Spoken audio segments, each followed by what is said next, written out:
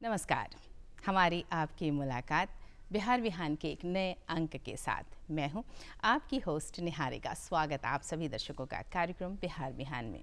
आज हम बातें करने वाले हैं एक ऐसे विषय के बारे में जिसका सरोकार आपसे, हमसे, हर किसी से है।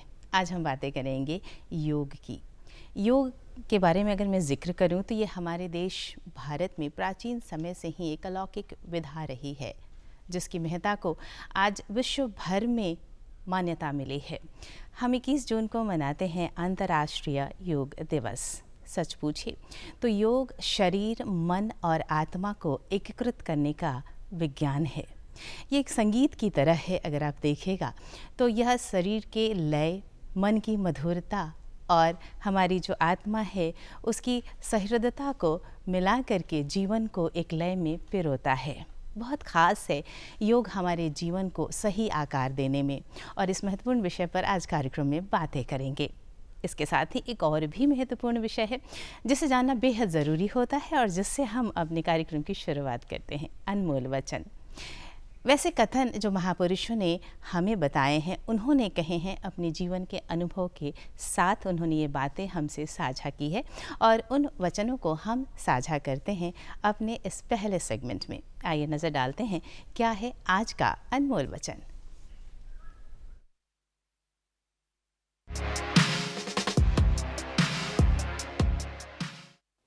महात्मा गांधी ने कहा था, जब मैं सूर्यास्त और चंद्रमा के सौंदर्य की प्रशंसा करता हूं, मेरी आत्मा उसके निर्माता के पूजा के लिए विस्तृत हो उठती है।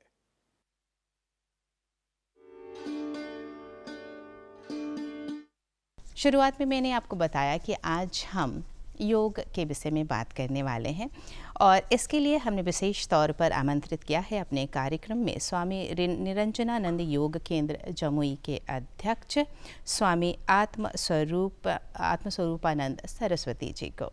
तो सबसे पहले हमारे साथ हमारे आज के विशेष मेहमान का स्वागत करिए। स्वामी जी, बेहद अभिनंदन, नमस्कार, स्वागत आपका कार्यक्रम में। आपकी उपस्थिति एक अच्छा एहसास दिलाती है। तो सबसे पहले जब हम योग के विषय में बात कर रहे हैं, अगर मैं वर्तमान समय की बात करूं तो योग हमारे जीवन के लिए महत्वपूर्ण है, ये हम सभी जानते हैं। आप पूरी तरह से योग के प्रति समर्पित रहे हैं अपने जीवन में। आपने कई सारे अध्ययन किए हैं, रिसर्च किया है आपने और निरंतर आप कार्य कर रहे हैं इस दिशा में। मैं शुरुआत करूंगी उस समय से जब आपने ये सोचा कि योग के बारे में मुझे और जानना है और इस पर कार्य करना शुरू किया। कैसे संभव हुआ? ये एक घटनाक्रम है जो प्रत्येक व्यक्ति के जीवन में एक मोड़ आती है। मैं बचपन से काफ़ी कंफर्टेबल रहा, इतना सेंसिटिव रहा कि कफ एंड कोल्ड से हम प्रभावित हो जाते थे और ये अंतर्गतवा ये यात्रा चलती रही। आफ्टर पोस्ट ग्रेजुएशन लॉ के बाद हम एक कंपनी में थे जो एक प्राइवेट बीमा कंपनी थी। उसमें हम डिविजनल मैनेजर हुआ करते थे। जी। तो उस समय ये एक्टिवेशन इतना अधिक हो गया कि पटना के सारे चिकित्सक मंडल ने उस पर अपना हाथ खड़ा कर दिया और उस स्थिति में हमें बिहार योग विद्यालय मुंगेर जाने का मौका मिला और उतनी विषम परिस्थितियों को 15 दिनों में सामान्य होने में होते हुए मैंने देखा। तो एक प्रश्नवाचक चिन्ह उस समय मन पर उतरा कि मेरे पास पैसे भी थे, पूरी मानव जाति इससे इतना अनभिज्ञ है और इतनी बड़ी चिकित्सक समुदाय ने हमें कहा कि इसका कोई इलाज नहीं। जी। फिर गैरिक वस्त्र ने हमें काफ़ी प्रभावित किया कि इतने इंटेलेक्चुअल लोग होते हैं। फिर इनकी परंपराओं को मैं वहाँ रहते हुए स्टडी किया, जिसकी चिकित्सा प्रणाली से स्वामी शिवानंदा जी जो खुद MBBS डॉक्टर थे और उनकी परंपरा में स्वामी सत्यानंद जी हुए और फिर एक मिराकल पर्सनालिटी स्वामी निरंजनानंद सरस्वती हुए। तो हमको लगा ऐसा कैसे संभव है, क्योंकि मैं विज्ञान का छात्र था तो मैं आंख बंद करके इसको तुरंत नहीं मान सकता था। जी। फिर मैंने वेट एंड वॉच किया और फिर मैंने पेन डाउन कर दिया कि इस परंपरा के लिए कुछ करना चाहिए। तो मैंने जब ये डिजायर्स अपने स्वामी नरेंद्रानंद जी को रखा, कहा इसकी ज़रूरत नहीं है, आप जुड़े रहिए, ठीक हो जाएगा। उन्होंने फोर्स नहीं किया। फिर लगा कि किसी बलिदान और किसी मिशन के लिए प्रदर्शन क्या करना है, जुड़ जाना चाहिए जी। और मैं जुड़ा। और 93 की ये घटना है और 96 में फुल्ली डेडिकेटेड होकर के जुड़ गया। और उसी समय मैं पूरे भारत में मैं घूमा कि कहाँ पर योग विद्यालय को स्थापित किया जाए जो एक नेचुरल हो। तो मुझे जमुई ने हमें प्रभावित किया काफ़ी। वहाँ पर भगवान महावीर थे, शिमुतुल्ला जैसी जगह थी, मतलब बहुत अच्छा लगा। और मेरे को लगा कि यहीं पर वो अच्छा है। फिर ताज्जुब की बात है कि कलेक्ट्रेट जमुई के आगे में ये आश्रम, अच्छा। वहाँ के पदाधिकारियों पर मैंने अस्थमा पर एक प्रयोग किया, जिलाधिकारी पर, और मुझे पहली सफलता मिली। यानी जिस बीमारी से हम आए थे, मेरे को तो ऐसा लग रहा है कि मैं 30 वर्षों की यात्रा में ऐसी कोई बीमारी नहीं देखा जिस पर मैंने हाथ रखा और ठीक नहीं हुआ। अच्छा। तो ये, और मैंने किसी दूसरी पैथी का सहारा नहीं लिया। अच्छा अच्छा, योग के प्रयोग से आपने योग, देखा। बिहार योगा पद्धति को जी जी। उस माध्यम से मैंने, और ऐसे ऐसे कार्य को मैंने देखा, ऐसे ऐसे उदाहरण हैं जो अकथनीय हैं। क्योंकि हम शुरू से हमारी संस्था या व्यक्तिगत रूप से उसी रास्ते के हम भी पथिक हैं। तो मुंगेर के मार्गदर्शन में स्वामी नरेंद्रानंद योग केंद्र को वहाँ स्थापित किया गया। अच्छा अच्छा। और पूरी तरह से मैं स्वतंत्र प्रभार में हूँ। जी जी जी। हमारे जस और अपजस से बिहार योग विद्यालय को कोई लेना देना नहीं है। तो इस तरीके से आप इसके साथ जुड़े। आप जैसे कि आपने एक घटना का जिक्र किया कि स्वयं आपको स्वास्थ्य समस्या थी और आपने देखा कि किस तरह से जब अन्य चिकित्सा पद्धति में कहा गया कि ये ठीक ही नहीं हो सकता, योग ने आपको ठीक किया और इस तरीके से आपका विश्वास बढ़ा और आपने इस पर कार्य करना शुरू किया और आपने योग विद्यालय की स्थापना की और ये केंद्र आप चला रहे हैं। एक और सवाल जो अपने दर्शकों की ओर से भी मैं जानना चाहूँगी, जब भी हम योग का जिक्र करते हैं तो हमें लगता है कुछ आसन हमने किए तो ये योग का एक पार्ट हो गया और हम योग से जुड़ रहे हैं। मैं चाहूँगी, क्योंकि आपका बहुत लंबा अनुभव रहा है, आप लगातार कार्य कर रहे हैं, योग विधा क्या है इसके बारे में बताएं हमारे दर्शकों को। योग क्या है, इसको जानने के लिए योग करना होगा, अनुभव करना होगा। और योग एक व्यवहारिक विज्ञान नहीं, योग एक प्रायोगिक विज्ञान है। बहुत बढ़िया जी। तो भारत की विद्याएं अधिकतर आती रहीं जाती रहीं, चूँकि वो सैद्धांतिक रहे। योग एक प्रायोगिक विज्ञान है, व्यवहारिक विज्ञान इसके अलग पहलू हैं। लेकिन जब योग शब्द को पर हम लोग आत्ममंथन करें या सामान्य चिंतन करें तो योग शब्द अपने आप में ही परिभाषित है, इसके लिए अलग से किसी को हमको नहीं लगता है। तो योग मतलब जोड़ना होता है, जुड़ा होता है। बिल्कुल सही। दूसरा कोई अर्थ ही नहीं होता है इसका। क्योंकि योग मानव के सापेक्ष में है तो दूसरी बातें ये आ जाती है। योग माने जोड़ना और योग मानव सापेक्ष। और मानव हम हार मांस के शरीर को नहीं कहते हैं। मानव अमीबा की तरह एक कोषीय नहीं है। मानव को जानना होगा कि हम कितनी बड़ी चीज़ हैं। तो मानव की बात करेंगे तो चेतना की बात होगी, व्यक्तित्व की बात होगी। और व्यक्तित्व कहते हैं बहुत अच्छी पर्सनालिटी है, तुरंत यूज कर लेते हैं। कितने सस्ते शब्दों में हम पर्सनालिटी शब्द को यूज कर लेते हैं। लेकिन योग का मतलब जोड़ने की बात मैं कह चुका कि योग माने जोड़ना होता है। योग मानव के संदर्भ में प्रयुक्त है। योग चेतना के विकास का विज्ञान है। आम जनमानस के लिए तो योग था नहीं।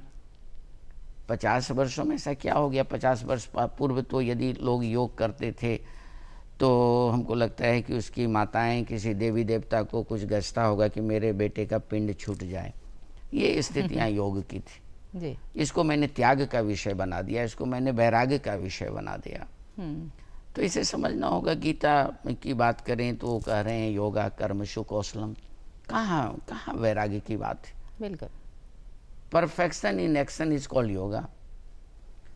योगस चित्त वृत्ति निरोधा, चित्त के वृत्तियों का निरोध योग है जी। हाँ, तो इस तरह से योग जोड़ने का काम करता है, योग तोड़ने का काम नहीं करता है। लेकिन जो 50 वर्ष पूर्व की हमें सामाजिक आबो हवा थी, जो सामाजिक अवधारणा थी, जो सोशल स्क्रिप्ट थे, जो सोशलिज्म थे, वो पूरी तरह से मानव रूपी षड्यंत्र, मानव लाइक एज ए मैकेनिज्म। बिल्कुल सही।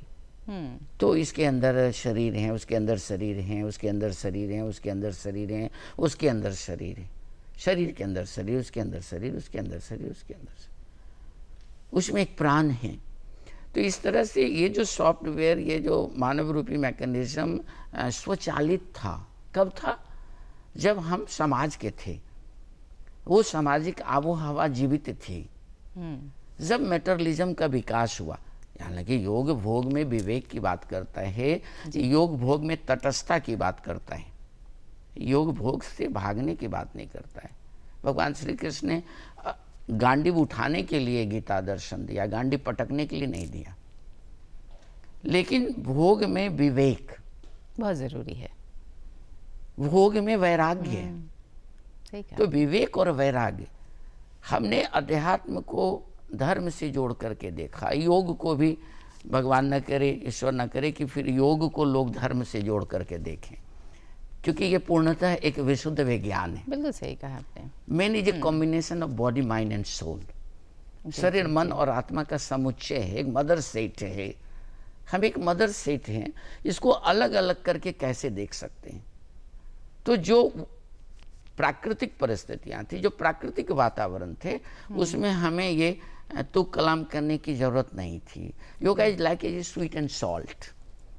मेरे जीव उठने में योग, सोने में योग, बात करने में योग, पिता से बात करने में योग, हाँ, पत्नी का पति से बात करने में योग, समाज में योग।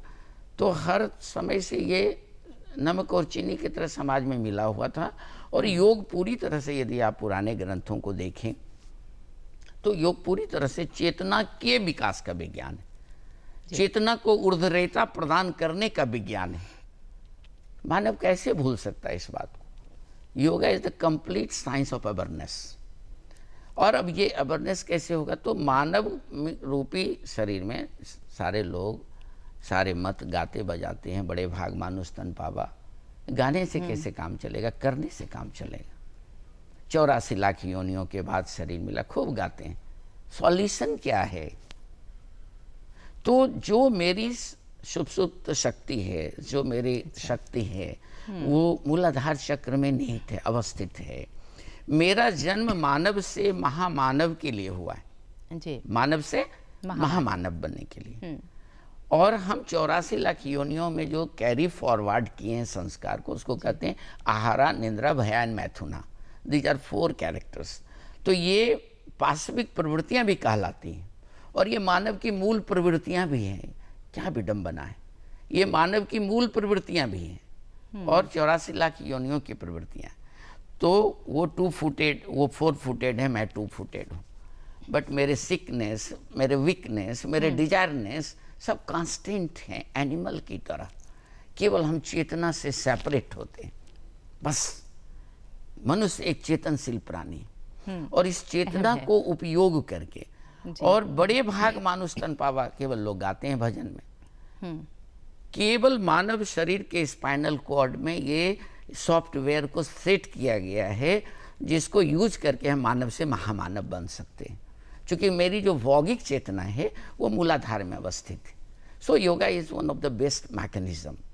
There are so many parts, Kriya Yoga, भक्ति योग, लय योग, हठ योग, ज्ञान योग, राज, कई विधाएं।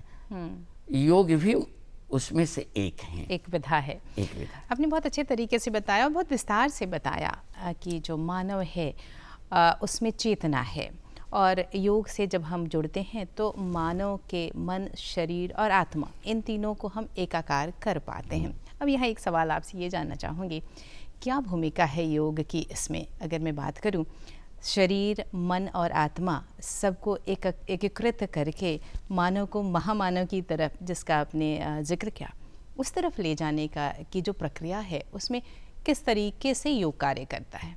बहुत अच्छा प्रश्न आपने किया, और हमको लगता है पूरी मानव जाति के लिए बहुत ही रुचिकर प्रश्न है।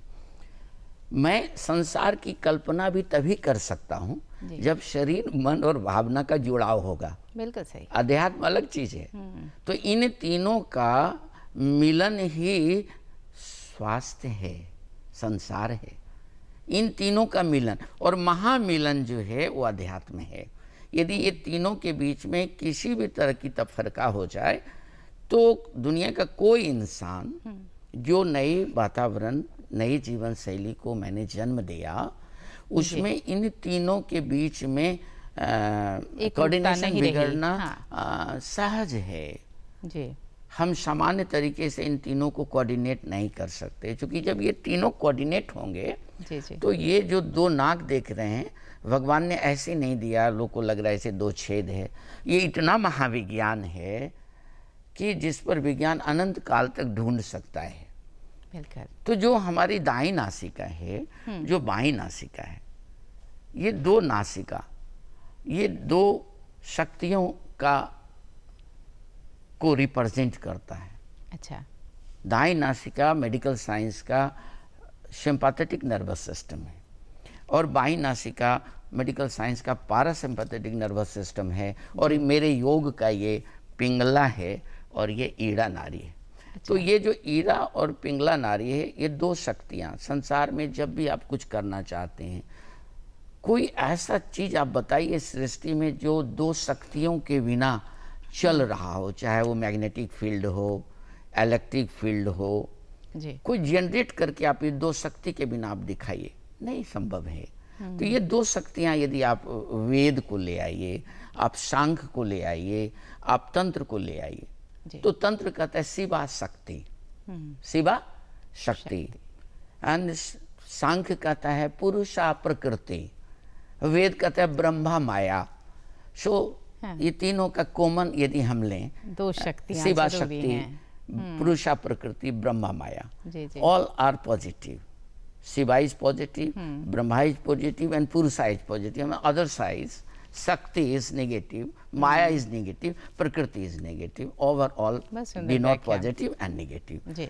So, आप जो ये शरीर है, हम अर्धनारीश्वर भी बोलते हैं किसी भी व्यक्ति को। आपने देखा होगा शिव जी का एक फोटो। तो बॉडी का पूरा साइड पॉजिटिव है, राइट साइड, और लेफ्ट साइड नेगेटिव है। तो ये जो पोलराइजेशन है, ये एक लिटमस टेस्ट है इम्यूनिटी का, इसलिए कि ये दो शक्तियाँ तभी कोऑर्डिनेशन में आएंगी, क्योंकि ये रिजल्टेंट है, प्रोसेस अंदर है। शरीर, मन और आत्मा का पोलराइजेशन होगा, इनका मिलन होगा, ये कंफर्टेबल सिचुएशन में एक साथ रह सकेंगे, तब ये दोनों नाड़ियाँ बैलेंस चलेंगी।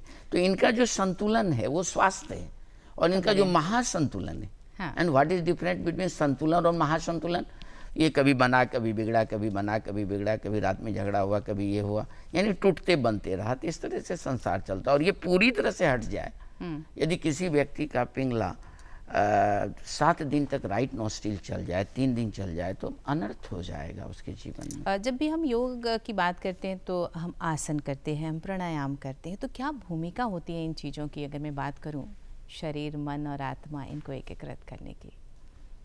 तो मैंने जैसा अभी कह रहा था कि योग चेतना के विकास का विज्ञान था, और सामान्य में क्या महत्व है योग का, मैं योग क्यों करूं। तो योग तो चेतना के विकास, तो दो समाज हुए, एक भोगवादी और एक पलायनवादी। तो संसार में जो योग आजकल पॉपुलर हुआ है, इसका क्या आधार बनता है, योग कैसे काम करता है शरीर पर। जी। तो जब इन तीनों के बीच का मिलन होता है तो हम हेल्थ को रिगेन करते हैं। और इन तीनों के मिलन के लिए शरीर के अंदर में जो 5 शरीर हैं, उनका कोऑर्डिनेशन आवश्यक है। जी। और जो 3 फ्यूज कंडक्टर परमात्मा ने लगाए शरीर में, कफा, पित्त एंड वायु। अच्छा। तो फ्यूज कंडक्टर तो ऑलवेज गुड सेंस में होता है, बैड सेंस में तो होता नहीं। कितने दयालु हैं परमात्मा कि मानव जब भी अपने शरीर के साथ, मन के साथ, भावना के साथ जातीयता करेगा, तो ये कोऑर्डिनेशन टूट जाएगा। कैसे टूट जाएगा? तो ये तीनों में से कोई फ्यूज कंडक्टर्स अच्छा हट जाएगा और मानव बच जाएगा। फ्यूज कंडक्टर जब उड़ता है तो परिपथ सर्किट बचता है। जी जी जी। तो इस तरह से हम गलती पर गलती करते चले जाते हैं और बचते चले जाते हैं। और ये क्रेडिट जाता है इसको। चाहे आयुर्वेद की बात करें, हेम्योपैथ की बात करें, आयुर्वेद कहता है कपित वायु, हेम्योपैथ कहता है सोरा सिफिलिस साइकोसिस, एंड तंत्र यानी योग, yoga is the wing of tantras. हमारा मदर सेट तंत्र है, उसका एक छोटी सी शाखा है योग। तो योग भी कहता है कफ पित्त और वायु। तो जब हम जब मानव अपने शरीर के साथ, मन के साथ, शारीरिक स्तर पर, मानसिक स्तर पर, भावनात्मक स्तर पर, आध्यात्मिक स्तर पर जब भी कोई भूल करेगा तो मेटाबॉलिक स्तर बिगड़ेंगे, और मेटाबॉलिक स्तर जब बिगड़ेंगे तो ये कफ पित्त और वायु का कोऑर्डिनेशन बिगड़ जाएगा, और जब बिगड़ेगा तो ये दोनों नाड़ी जो है इनके कोऑर्डिनेशन जो 1.5 घंटा में चेंज होना चाहिए ये बदल जाएगा। कैसे ठीक करें हम इसे? हाँ, तो इसको ठीक करने के लिए हम फिर से इसको रिसाइकल करेंगे। रिसाइकल करने के लिए योग में तो बहुत सामान्य विधियाँ हैं। हठ योग है, अच्छा, हाँ, राजयोग है, तो हठ योग है। अब लोग सुनने में लगता है हठ योग बड़ा पावरफुल लग रहा है, बट बड़ा प्यारा शब्द है हठ योग। हम माने होते हैं सूर्य, ठम माने होते हैं चंद्रमा। वैसा योग, वैसा योग जो हम और ठम के बीच में बैलेंस क्रिएट कर सके, वो हठ योग है। अब उसका बड़ा व्यापक अर्थ लगता है, सामान्य अर्थ हठ योग, बट हठ योग बड़ा प्यारा शब्द है। सूर्य नारी और चंद्र नारी के बीच में, शिव और शक्ति के बीच में जो सामंजस्य स्थापित कर सके वो षटकर्म है। तो Hatha yoga is one of the best process to call the sorry to nature. आप गलती करो, सॉरी बोल दो। तो ये मुख्य रूप से जब सीजन का मिलन होता है तो ये मेटाबॉलिक एरर बॉडी के अंदर में आते हैं। तो लोग कहते हैं आराम से, अरे चिंता मत करो, सीजनेबल हो रहा है। ये तो 3 महीना में हो जाए तो सीजनेबल है, तो मानते हैं। नेचर क्योर करना चाह रहा है। और हम लोग इतने तार्किक हो गए हैं कि यदि से सर्दी हुई तो हम नेचर की तरफ नहीं जा कर के, नेचुरल रिहेबिलिटेशन नहीं लेकर के हम तुरंत कोई न कोई ड्रग्स यूज़ कर लेते हैं और शरीर में उस टॉक्सिक को रख लेते हैं, जो बाद में बड़े रूप में सामने आते हैं। जी जी। तो इस तरह से हम उसको, इन क्रियाओं को आसन करके, आसन का जो ऑपरेशन है, आसन हम क्यों करें? जब आप देखेंगे आसन की विधा को, वो चक्र को जागृत करने के लिए वो आसन होते थे। That time and this time में कॉम्परेटिवली देखना होगा, मिलाना होगा। अच्छा। लोग औपचारिक बन करके योग को करना चाह रहे हैं। औपचारिकता में योग के लाभ को आप नहीं ले सकते हैं। उसके लिए जिम है, कसरत है, कुछ भी कर सकते हैं आप। बट पतंजल योग की बात दुनिया कर रही है और उनके बेसिक फिलॉसफी को लेकर के कोई नहीं चल रहा है। क्या कह रहे हैं वो? स्थिरम सुखम आसनम अथ योगा अनुशासनम। अब अथ योगा अनुशासनम, या अनुशासन का मतलब कोई डिसिप्लिन से नहीं है। अनु जोड़ शासन, अनु रिप्रेजेंट कर रहा है छोटे से छोटे चीज को। यानी योग में इतनी क्षमता है कि मैं एक कोशिकाओं पर भी संरक्षण प्राप्त कर सकता हूँ, अणुओं पर शासन कर सकता हूँ। और यहाँ तो घर से लड़ करके चलता है, सामने से एक बड़ी सी लॉरी आती है और 20 फीट की लॉरी भी लोगों को दिखाई नहीं पड़ता है। क्यों? क्योंकि वो ड्राइविंग सीट पर फिजिकली है but mentally is not on there. जी जी जी। तो ये जो वर्तमान परिस्थिति है, अगर मैं उसके बारे में कहूँ, योग एक बहुत बड़ा विज्ञान है, जैसा कि आपने बहुत विस्तार से बताया भी है। पर जो वास्तविक स्थिति है, हम सब जानते हैं इसकी महत्ता को, पर जब भी योग करने की बारी आती है तो हम कहते हैं बहुत व्यस्त दिनचर्या है, वक्त नहीं मिल पाता, हम कैसे करें, हम इसके लिए क्या करें। चूँकि आज आप हमारे साथ हैं तो मैं आपसे ये जानना चाहूँगी कि कैसे हम योग को अपनी दिनचर्या में शामिल करें ताकि जो हमारा स्वास्थ्य है वो अच्छा बना रहे और हम अपनी दैनिक दिनचर्या को, जो हमारे काम काज हैं जिनको करना भी हमारे लिए अहम हो जाता है, उसे भी जारी रख सकें। क्या बताना चाहेंगे? बहुत अच्छा प्रश्न है और बड़े महत्वपूर्ण अवधि में, पक्ष में इस प्रश्न को किया जा रहा है। तो व्यस्तम दिनचर्या, छोटी मुंह बड़ी बात। मैं कोई हिमालय का साधु नहीं हूँ, मैं अपनी परंपरा को सिद्ध किया और जैसा मैंने आपसे कहा कि मैंने 30 वर्षों के करियर में दुनिया के ऐसे ऐसे रोगों पर हाथ रखा और वो स्वतः ठीक हुआ जिसके बारे में कल्पना भी नहीं की जा सकती। इसलिए योग बीमारी को ठीक नहीं करता है। इसका योग को चमत्कार से और नमस्कार से बचाना होगा। योग एक वैज्ञानिक विधि है, इसके लिए एक आम एजेंडा को तैयार करना होगा मानव जाति को। इसके लिए चिकित्सक को आगे लाना होगा, विज्ञान सम्मत को आगे लाना होगा। हम डिवाइड्स एंड रूल को नहीं ला सकते, हमें एक करिकुलम को तैयार करना पड़ेगा, इसका एक मानक सिलेबस को बनाना पड़ेगा। अब शरीर, मैंने जैसा आपको कहा कि आप कैसे खुश रह सकते हैं। आप 5 शरीर को भोजन देते हैं क्या रोज? आपके पास 5 शरीर है। पहला शरीर जो माँ बाप ने दिया उसको योगियों ने कहा अन्नमय शरीरा। तो अन्नमय शरीर को यदि आप साइंटिफिक वे में देखें तो ये तभी स्वस्थ रहेगा जब इसको समय पर भोजन मिलेगा जी, और इसको गति मिलेगा। मूवमेंट इन फूड, तो आपने मूवमेंट को विरासत में खो दिया। जाता, ढेकी, उखरी, समाट, सेल, कबड्डी, जो भी था फिजिकल वर्क आपने विरासत में डाल दिया। आपको कंप्यूटर से बाहर जाने का समय नहीं, तो आपने मूवमेंट को खोया, आपके समाज ने मूवमेंट को खोया जी। इतनी सर्जरी वाली डिलीवरी कहाँ थी समाज में? नॉर्मल डिलीवरी हुआ तो नॉर्मल भूल ही गए लोग, मूवमेंट खत्म, फिजिकल एक्टिविटी कम कर दी है, मूवमेंट स्टैटिक हो गए हम। सही तो कहा आपने। अन्नमय शरीर, मूवमेंट और जी। फूड सब सिंथेटिक फूड आपने ले आया, कौन बचाएगा आपको? उसमें कोई फाइबर्स ही नहीं है।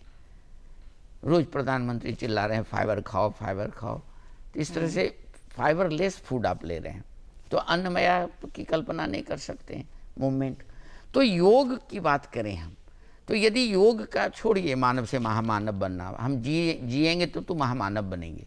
हमारा स्वास्थ्य बना रहे, हम उसके लिए प्रयास करें। योग नॉर्मल को एबनॉर्मल बनाता है, योग नॉर्मल को एबनॉर्मल बनाता है। हाँ। ये हिडन साइंस था। जी। आज जो हम योग कर रहे हैं एबनॉर्मल से नॉर्मल बनने के लिए कर रहे हैं, इसलिए ये योग का बाय प्रोडक्ट है।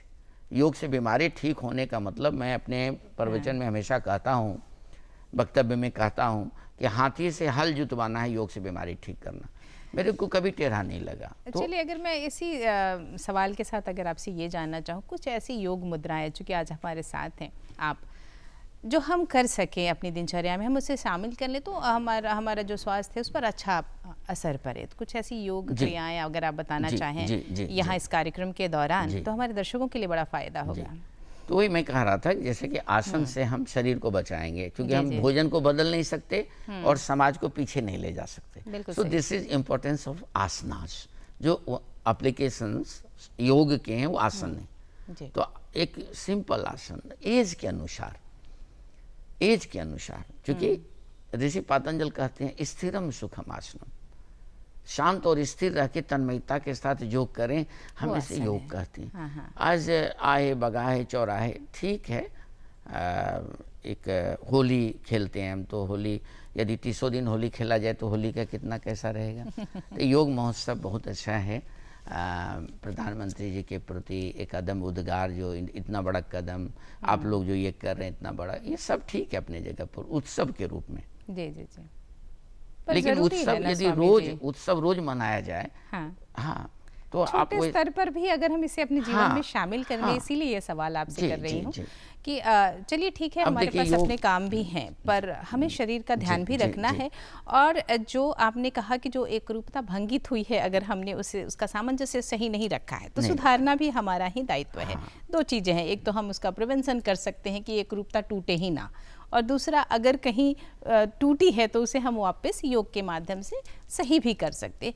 तो कैसी योग क्रियाएं जो हम डेली अपने रूटीन में कर सकते हैं, उसकी जानकारी आपसे ज़रूर जानना चाहूँगी। मानव जाति के लिए विचारणीय विषय है, क्योंकि वो पीछे भी नहीं जा सकते। सही कहा आपने। और बिना अन्नमय का वो जीवित भी नहीं रह सकते, अन्न को भी नहीं बदल सकते हैं और समाज को पीछे नहीं लौटा सकते हैं। तो यहाँ पर जो आसन है उसकी महत्ता बढ़ जाती है। और आसन में फिर हम लोगों ने उसको 3 भाग में बांटा, एलिमेंट्री, मिडल, एडवांस। तो मैं ये दुनिया को कहना चाहता हूँ कि आप जो कर रहे हो, एक दिन में तो मैं दुनिया को बदल नहीं सकता। आप जो कर रहे हो, जहाँ कर रहे हो, कभी ऐसा काम मत करो कि तुम योग आसन कर रहे हो और तुमको स्वेटिंग आने लगे, तुम्हारा ब्रीथ फूलने लगे। ये जनक जो हैं, जिनको जनक आप कहते हैं, वही लिख रहे हैं स्थिरम सुखम आसनम। तो आप जो भी करिए, तो आप क्या करते हो, आप जब भी करते हो, नहीं, ये एकदम बहुत गलत है, तरीका गलत है। नहीं, उसको 4 पार्ट में बांटना होगा योग को, तो पूरा योग हो जाएगा कैप्सूल फॉर्म में। क्या ध्यान रखना चाहिए? हाँ जी जी जी। तो यदि मैं आज एक दुनिया को एक नई चीज़ दे रहा हूँ अपने माध्यम से, जरूर पूरी मानव जाति के लिए रुचिकर विषय होगा। यदि उनके पास समय नहीं है तो मैं आसन को ही आसन, प्राणायाम, मुद्रा, बंद, ध्यान सब में मैं बदलने की एक विधि सिखा रहा हूँ। बताएं। तो जैसे मैं जो भी आसन करूं, जैसे लोग कहते हैं हैंड क्लिंचिंग, मुट्ठी बांधना, बांध रहे हैं खोल रहे हैं, तो ये लोग कहते हैं कसरत आसन योग कहते हैं। मैं कहता हूँ नहीं, ये योग नहीं है। तो मैं कहता हूँ दुनिया को कि जब आप मुट्ठी बांधो तो एक ब्रीद इन्वेंशन करो। वो मेरी परंपरा से सीखो कि हर मोमेंट ब्रीथ के साथ होगा। So breath is like as a breeze between body and mind. हम मन को कैसे पकड़ सकते हैं? तो मन और शरीर के बीच में एक सेतु का काम करता है। कौन? श्वास। तो जो भी करें, जो भी मूवमेंट करें, कंफर्टेबली करें, ब्रीथ के साथ करें। ब्रीथ मनोमय को जोड़ता है। अच्छा, मन को जोड़ता है। तो शरीर और मन के बीच में, और ब्रीथ प्राण है, प्राण रूपी सेतु है। बिना प्राण का आप कल्पना नहीं कर सकते हैं। ओवरऑल प्राण एवरीथिंग है। ये फिजिकल एनर्जी है, मेंटल एनर्जी है, दो शक्तियां हैं। तो जो करें धीरे से करें, श्वास के साथ करें और गिनती के साथ करें। पहले ब्रेन को कमांड दें कि हमको कितना करना है, मेरा लिमिटेशन क्या होगा। मैं आपके घर में आऊँगा तो पूछ करके आऊँगा कि अंदर प्रवेश करने के बाद पूछूंगा। सही कहा। तो ब्रेन को मैं कहूँगा आज मेरे को 10 बार करना है। अच्छा, तो 10 बार ब्रेन को चला गया। तो जो मूवमेंट है वो अन्नमया है। जो मूवमेंट है अन्नमया है, अन्नमय शरीर है। और जो श्वास है, अच्छा, ये प्राणमया है, बहुत सुंदर, प्राणमया है। और जो गिनती है वो मनोमया है, मन है। यदि मन आपका वहाँ रहेगा तभी आप गिनती गिन पाएंगे, अदरवाइज आप कभी भी गिनती नहीं गिन पाएंगे। एंड ओवरऑल क्या पाया, क्या खोया, what is the impression, what is the effects of the asana in such time. मेरे को अच्छा लगा, आनंद लगा। सो ये सोल का विषय है। तो शरीर का भी भोजन मिल गया, क्या बात है, मन का भी भोजन मिल गया। भावनात्मक रूप से हम वहाँ कोऑर्डिनेट रहे कि हमको 10 बार करना है। यदि आप इमोशनली डिस्टर्ब हो जाएं, देखिए मन और भावना की बात जब मैं करता हूँ तो एक सिक्के के 2 पहलू हैं, अलग नहीं जी। वैसा स्ट्रेस जो आप डिफाइन कर सकें वो मन के क्षेत्र में आता है। वैसा स्ट्रेस जो दुनिया को आप कभी ना बता पाएं वो भावना के अंतर्गत आता है, अनकाउंटेबल है। जी, तो जो आपने कहा, जो मैं समझ पा रही हूँ कि कोई भी आसन अगर हम करते हैं तो वहाँ हम खुद भी ख्याल रखें कि जो हमारी श्वास की प्रक्रिया है उस पर भी ध्यान दें, हमारे मन पर भी हम ध्यान दें, और तब जो हमारा मूवमेंट है, जो आसन है वो भी करें, ताकि हम ये जो तीनों चीज़ें हैं, हमारे शरीर, मन और आत्मा, इनको हम एकाकार कर सकें। स्वामी जी, आपने हमें बताया कि अगर हम आसन करें तो क्या ध्यान रखें। अब एक सवाल और आपसे, प्राणायाम जिसकी महत्ता से हम सभी परिचित हैं कि हमारे स्वास्थ्य के लिए बहुत ज़रूरी है, और इसका अगर हम निरंतर अभ्यास करते हैं तो हमें बहुत सारी बीमारियों से निजात भी मिल सकती है। पर जब हम प्राणायाम करें तो किन बातों का खास ख्याल रखें, इसकी जानकारी, सही विधि क्या हो? जैसे आसन में एक प्रधान हुआ शरीर, 3 अंडरस्टूड हुआ, मन, भावना, आत्मा। उसी तरह प्राणायाम में प्रधान हुआ प्राण, श्वास। अच्छा, तो द वर्ड इज प्राण, प्राणायाम, प्राण जोड़ आयाम। इसको दुनिया को समझना होगा। प्राण आयाम, आयाम माने विस्तार। वैसी क्रिया जिससे हम शरीर में प्राण को विस्तारित कर सकें, इस प्राणायाम। तो पूरी मानव जाति फेफड़े से सांस, पूरी फेफड़े को यूज नहीं कर पा रही। हमारे फेफड़े के 3 सेक्शन हैं, लोअर लंग्स, मिडल लंग्स, अपर लंग्स। ये स्ट्रेस के दुनिया में एक बड़ी ही बच्चों के साथ, बुजुर्गों के साथ एक बड़ी विडंबना संसार में आई जी। तो लोग सांस लेने को प्राणायाम बोलते हैं। ये थोड़ा सा, जैसे मैंने कहा कि शरीर को नचाने से बचना चाहिए। हर उम्र में जो भी करिए, सांस के साथ करिए, सुंदर गति के साथ करिए, अच्छा लगे तो करिए जी। What is effect of the asanas. आप कैसे जानेंगे कि मेरे को बुरा लग रहा है? आप तो टारगेट ले लेंगे, 10 बार करना है, 5 बार में आपको गिडनेस आ रहा है। उसी तरह से प्राणायाम में क्या कर रहे हैं लोग, स्पाइन को झुका करके कर रहे हैं।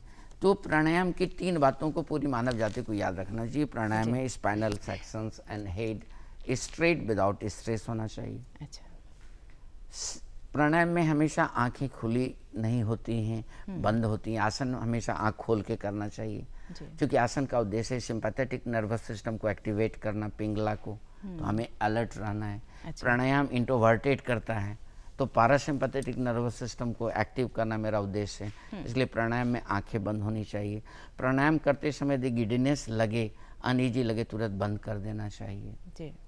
क्योंकि ये डायफ्राम ऑसिलेट करता है। यदि आप झुक करके करेंगे तो आपको चक्कर बीपी आ जाएगा। तो प्राण जोड़ाएं आप, वैसे क्रिया जिससे प्राण को विस्तारित किया जा सके। जी। तो इस तरह के सही विधि से जो भी कर रहे हो, और प्राणायाम को अनंत काल तक नहीं किया जाता है, करते जाओ करते जाओ करते जाओ नहीं। प्राणायाम बहुत कंफर्टेबली 10 मिनट काफ़ी है, 5 मिनट काफ़ी है। हाँ हाँ। इससे ज़्यादा हम एक्टिव नहीं कर सकते हैं। उम्र के अनुसार छोटी उम्र में तो हम कर लेते हैं। तो प्राण क्या, प्राणा is the base of life. जो ऑक्सीजन, वो प्राण नहीं, ऑक्सीजन के माध्यम से, ऑक्सीजन प्राण वाहक है जो लंग्स तक जाता है। तो उसके वॉल्यूम को बढ़ाना है। तो ये अधिक ऑक्सीजन लेंगे तो अधिक वॉल्यूम होगा। दूसरा, दोपहर में प्राण कम होता है, इसलिए योग मॉर्निंग की चीज़ है। सही कहा। मॉर्निंग में प्राणिक लेवल ज़्यादा होते हैं। अब लोग योग करके भी लाभ नहीं ले पाते हैं, क्योंकि उनकी जब आँख खुलती तब योग शुरू होता है। तो चलिए, कुछ भी ना करने से बढ़िया। हाँ, पर मुझे अच्छी बात ये लगी कि छोटी छोटी बातें जो आपने कही उसको ध्यान रखने की ज़रूरत है। आपने कहा पोस्चर अनर्थ आपका हो जाएगा। सही होना चाहिए, क्योंकि इसका कुप्रभाव भी पड़ सकता है अगर आप सही विधि से नहीं करते। लोग एक और करते सवाल, एक और सवाल जो, हाँ, कुछ बताना चाह रहे हैं आप। तो ये हेड को हिलाते। अच्छा। तो दुनिया को मैं कहना चाहता हूँ कि प्राणायाम करते समय ये नहीं हिलना चाहिए। अच्छा। क्योंकि यहाँ से जो कैरोटिड साइनस जाते हैं ब्रेन को, तो जब आप ऐसे करेंगे तो ब्लड प्रेशर घट जाता है, ऐसे करेंगे बढ़ जाएगा। जी जी। तो कुछ छोटे उम्र तो झेल लेंगे, बड़े उम्र में उनको चक्कर जैसा, सर्वाइकल जैसा चक्कर आएगा। तो बहुत ज़रूरी है कि इन बातों का हम ध्यान रखें। एक और सवाल जिसके बारे में जानना बेहद ज़रूरी है, अगर हम आजकल के जीवन शैली के बारे में बात करें तो एक जो एक वर्ड है स्ट्रेस, ये बहुत ज़्यादा दिखता है। हर किसी से अभी आप बात करिए तो बहुत मुश्किल हो रहा है, बहुत स्ट्रेस है, तनाव में हूँ, और फिर कई दफ़ा डिप्रेशन है, नींद की बीमारी, नींद नहीं आ रहा है। ये जो आम समस्याएं हैं उसको दूर करने के लिए योग की क्या भूमिका है? पूर्व में भी मैंने कहा कि यदि ये दोनों बैलेंस होंगे तो निंद्रा अच्छी आएगी। समूची बीमारियां यहाँ पर हैं, उनके एप्लीकेशन है आसन, उनके एप्लीकेशन है प्राणायाम, मुद्रास। अच्छा। मुद्रास का विज्ञान में आत्मा शरीर पर बहुत सुंदर बेनिफिट्स हैं। उसी तरह से फिर योगा निद्रा हैं। हठयोग के बारे में मैं बता चुका हूँ कि योग निद्रा का जिक्र किया आपने। हाँ, तो ये क्या है? तो स्ट्रेस को हटाने के लिए, चूँकि योग निद्रा यदि बहुत लोग व्यस्त हैं और ना कुछ कर पा रहे हों, शरीर में बहुत अधिक परेशानी हो, तो हमारे स्वामी सत्यानंद जी का एक उपहार, श्री स्वामी जी का उपहार पूरी मानव जाति को है, जिसके पूरा दुनिया लाभ ले रहा है। जी। मैं तो केवल उसका सेलर हूँ। उस पर काफ़ी रिसर्च हुए हैं, और उसके की पॉइंट में छोटे शब्दों में मैं कहना चाहूँ तो 8 घंटा गहरी निंद्रा सोने के बाद मस्तिष्क में जो उत्तरदायी तरंगे हैं, जैसे अल्फा, बीटा, थीटा, डेल्टा, तो जो अल्फा तरंगों की अधिकता होती है, अल्फा तरंग का लेवल ही बताएगा कि व्यक्ति कितना व्यवहार कुशल होगा। तो यदि मेरी नींद नहीं पूरे होंगे, मेरे बॉडी में मेटाबॉलिक एरर होंगे, तो मेरा व्यवहार दूसरे के साथ कुशल नहीं होता, प्रसन्नता हम नहीं खरीद सकते हैं। तो वो एक ऐसी विधि है योगा निद्रा, जिसमें आप स्लाइड लगा करके देख सकते हैं, हमारे लैब वगैरह से मंगा करके। अच्छा। कि 8 घंटे में जितनी अल्फा तरंगें, मस्तिष्क में जो सुखद तरंगें, जो नर्वस सिस्टम के लेवल पर लोगों को ट्रैंकुलाइज करता है, जागरूक बनाता है, वो 40 मिनट्स में जनरेट होते हैं। अच्छा, तो इस तरीके से काम करता है ये जो योग निद्रा के बारे में आपने जिक्र किया, और बहुत अच्छा है अगर हम इसे सीख करके अपने जीवन में इसे शामिल कर सके, थोड़ा ज्ञान रखें इस बारे में भी, तो हमें फ़ायदा जरूर मिल सकता है। डायबिटीज से हम आराम से बच सकते हैं, नींद को ला सकते हैं। हम तो अपने पूरे जीवन में 10 मिनट में लोग खर्राटा मार के मेरे सामने सोते हैं जी। तो हम 100 में से 80 लोगों को सुला सकता हूँ। ये शक्ति है योग निद्रा की। और नहीं, ये नहीं, ये कंडीशनल, हम कंडीशन क्रिएट करते हैं ब्रेन के सामने। क्योंकि योगा निद्रा एक फिजिकल रिलैक्सेशन भी देता है, मेंटल रिलैक्सेशन भी देता है, इमोशनल रिलैक्सेशन देता है। 3 तरह के तनाव को, दुनिया में 3 ही तनाव हैं, शारीरिक तनाव या पेशीय तनाव, मानसिक तनाव, भावनात्मक तनाव। इन 3 तनावों को योग निद्रा एक बार चेक करके बाहर निकलता है, तो ट्रैंकुलाइज हो जाता है लोग, और जैसे ही अल्फा तरंगों की अधिकता बढ़ती है, लोग सबकॉन्शियस में चले जाते हैं। इस तरह से इन तीनों तनावों से मुक्ति भी मिल जाती तीन है। स्ट्रेस एक साथ। एक अहम बात और भी, रोग प्रतिरोधात्मक क्षमता जिसके बारे में हम जिक्र करते हैं, हमारी इम्यूनिटी अच्छी होनी चाहिए ताकि हम रोगों से अपना बचाव कर सकें, हमारा शरीर बचा रहे। यहाँ योग की क्या भूमिका है? हमें 5 शरीर के बारे में चिंतन करना होगा, जी।